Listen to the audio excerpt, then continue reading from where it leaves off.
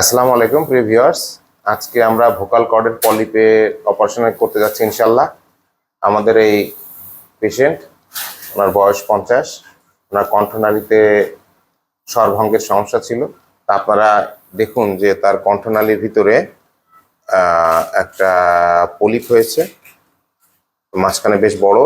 এটা আমাদের দুই পাশে দুইটা কণ্ঠনালী এবং দেখতে পাচ্ছেন মাঝখানে বড় একটা পলিপ, অনেক বড় জায়গা দখল করে আছে। পিছনের দিকে আমাদের যে আমরা সম্পূর্ণ অজ্ঞান করে অপারেশনটা করছি এবং জেনারেল অ্যানেস্থেসিয়ার যে আমরা টিউবটা দিই সেই টিউবটা আছে।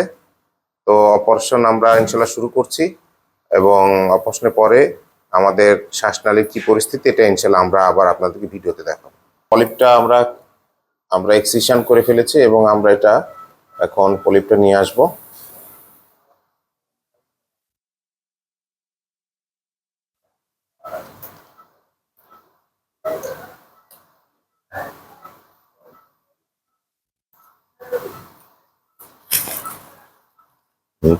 এই যে পলিপ, আমরা এই পলিপটা এই যে নিয়ে আসছি, দেখেন কত বড় পলিপ আমরা নিয়ে আসছি।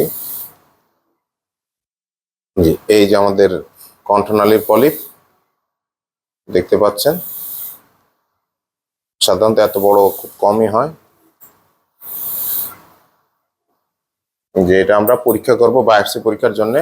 আমাদের কণ্ঠনালী আমরা দেখতে পাচ্ছি একদম আগের অবস্থায় ইনশাল্লাহ ফিরে আসার প্রস্তুতিতে আছে। এই ধরনের অপারেশনের পরে আমরা সাধারণত 1 সপ্তাহ বা 2 সপ্তাহ ভয়েস রেস্ট দিয়ে থাকি এবং আমরা আশা করছি যে ওনার হিস্টোপ্যাথোলজি বা বায়োপসি রিপোর্টটা ভালোই হবে।